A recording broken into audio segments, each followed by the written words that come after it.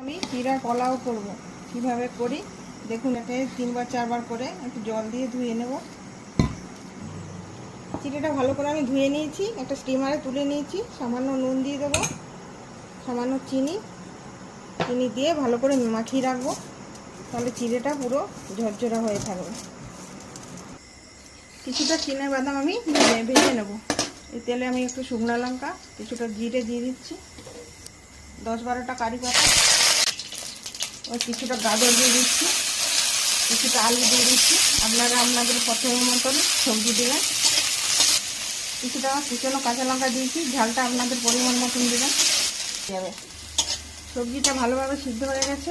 এবার কিছুটা কাজু বাদাম দিয়ে দেবো আর চিনে বাদামগুলো দিয়ে দেবো। এবার জল ঝরানো চিড়েগুলো দিয়ে দেবো। তবে চিড়ের পোলাও বানিয়ে দেবেন, খুবই ভালো লাগে। ভিডিওটা যদি ভালো লাগে লাইক শেয়ার কমেন্ট করবেন। ধন্যবাদ।